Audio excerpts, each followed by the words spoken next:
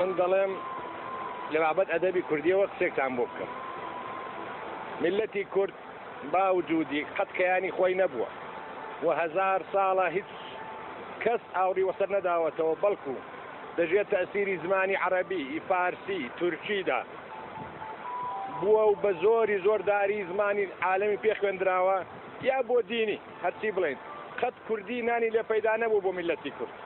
دیسان بەو حاڵەش کورد لە ئەدەبی خۆی داگەیشتوتە پایەیەکی زۆر بەرز و گەورە کە لەوەدا دەتوانێت دەگەڵ ملەتی دی شرکت بکە. بۆ نمونە مەموزینی خانیمان هەیە. مەموزینی خانی لە ڕۆمیۆ جوولێتی شەکسپیر ئەگەر بەرزتر نەبێ بەرامبەری دەکا و بە عەقیدەی من بەرزتریشە، چونکە جگە لە عەشق بازیەکەی زۆر شتی دیکەی تێدایە کە لە ڕۆمیۆ جوولێتی شەکسپیر دانیە.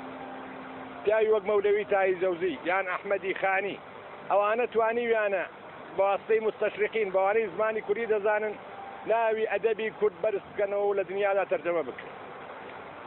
عەجەبە ئەگەر ئەو میلەتە بۆ خۆی ساحیبی کیانی خۆی بووایە، بۆ خۆی ئازاد بووایە، هەر ئەوەندە بتوانێت بە زمانی دایکی خۆی و دایک و بابی خۆی و میلەتی خۆی بخوێنێ، دەبوایە چەند عەبقەریدی ئێمە تەسلیم بە دنیا بکەین، دەبوایە چەندمان خزمەت بە ئەدەبیاتی عالەم دەکرد. من هاوارێکی کە دەیکەم لە ئەهلی دنیا پێم وایە هەر بۆ قازانجی دەوڵەمەندبوونی ئەدەب و فۆلکلۆریان یاریدەی ئەو ملەتی کوردە بکەن، تەنیا ڕێگەی ئەوەی هەوێ بە زمانی دایک و بابی خۆی بخوێنێ. ئێمە بە دزیەوە زمانی خۆمان دەزینەوە لە ئەشکەوتان دەیخوێنین. هەر ئەوەندە ناڵێم ئینسانیەت، چونکە بە ئەندازێکمان هاوار لە ئینسانیەت کرد و جوابیان نەداوینەوە کە بە کولی ئینسان مەیوز دەبێت، بەڵام هاوار لەوەندە دەکەین بۆ دەوڵەمەندکردنی ئەدەبێکی زۆر گەورە و فۆلکلۆرێکی زۆر گەورە بۆ ئەوە کە ئێمەش بزانن چەپکە گوڵی خۆمان دەدەین بە ئەدەبیاتی جیهان، بۆ ئەوەندە هاوارێکمان بۆ بکەن، دادێکمان بۆ بکەن ئەو حەقە کەمە مەشروعە کە ئازادی زمانە بدرێ بە میلەتی کورد. و ئەوەش ڕاستی دەڵێم میلەتی کورد ئەلئان منداڵی بە 4-5 زمانی پێدەخوێندرێ، دەبێ بە ڕووسی و ئەرمەنی بخوێنێ، دەبێ بە تورکی بخوێنێ، دەبێ بە فارسی بخوێنێ، دەبێ بە عەرەبی بخوێنێ، تەنیا ڕێگەی نییە بە کوردیەکەی خۆی گەشە پێ بدە. ئەگەر دەبیستینەوە لە چەندجەیەک دەڵێن ئازادی خوێندنی کوردی هەیە، منداڵی کورد دەبێت 3 زمان فێر بێک لەوانە کوردیە تا سەفی 5 ابتیدایی، لە پاشان حەقی نییە. دەبێ ئەمە هەرچی هەمانە لە زمانی بێگانەیەوە تەرجەمەی بکەین، حرف بە حرف جا پێی بڵێن کوردی، دەمان توێننەوە. ئەو هاوارەی من حەز دەکەم بەگوێ ئەهلی دنیا بگا و حەز دەکەم بۆ ئەوە کە مەجال ببێ ملەتی کوردیش گوڵی خۆی و چەپکە گوڵی خۆی لەسەر سەوەتەی ئەدەبیاتی جیهاندا بنێ، ئەوانە هاوارێکی ئەوان بۆ بکەن. بۆ شیعریش ئەندی فکر دەکەمەوە وا بە مناسب دەبینم ئەو حکایەتەش بژێرمەوە کە ساڵی 57 بۆ هاوارێک بۆ میلەتی کورد خۆم دەدەستگنا بگەمە مۆسکۆ لە شامەوە بە سوال و سەدەقە پارەم پەیدا کرد. ئەمما خۆم گەیاندە چێکۆسڵاڤاکیا، لەوێوە پیاوانی ئەو هەر ناڵم بڵێم کوردیش و عەرەبیش هەر لەبەرەوەندە ڕێگەی هاوارەکەم نەبێ وایان کرد کە دەرم بکەن لەوێەوە. بە مەقتوعی گەیشتمەوە ئەڵمانیا بە بێنان و ئاو، بە زۆر پەرێشانی لە شاری گۆدەزبێرگ گۆدەزبێرگ مابوومەوە، لەسەر چۆمی ڕاین ڕۆژێکی گریانم هات، فکرم لە حاڵی خۆمان دەکردەوە. پارچە شێعرێکی سکۆڵەم نووسیوە ئەوەتان بۆ بخوێنمەوە کە ئیجازە هەبێت.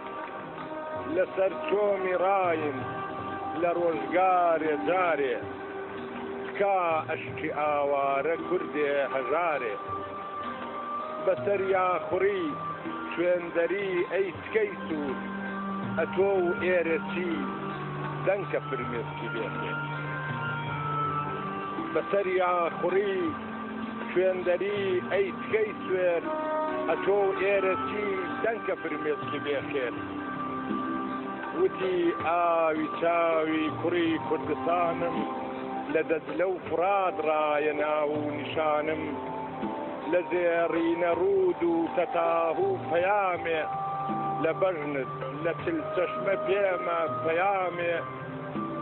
لەسەر خۆبە ئەی ڕاینی شۆخ و شیرین، شتێک بووین ئەمەش گەرچی ئێستا ئەسیرین. لەسەر خۆبە ئەی ڕاینی شۆخ و شیرین، شتێک بووین ئەمەش گەرچی ئێستا ئەسیرین. چکەڵوە و چ سیروان و ئاوێژە ڕۆیە بەدیمەن هەموو شۆخ و شەنگتر لە تۆیە ئەگەر لا دەچێ ئەم تەمینەک بە تیمان بە خاوەن دەبێ چێ و تۆم و زەویمان لە دڕچینە یاران بژارێکی دەکرێ هەزارانی وەک تۆ بە شاباشی دەدرێ وتی ڕاین ئەی هێز و فێنکی دڵی من وتی ڕاین ئەی هێز و فێنکی دڵی من وەرە باوەشم بت بەمە بەحری بێبن بە هاوار و دادت محیط بشڵەژێنە بە هاوار و دادت محیط بشڵەژێنە لە چەپگەردی گەردون حەقی کورد بتێنە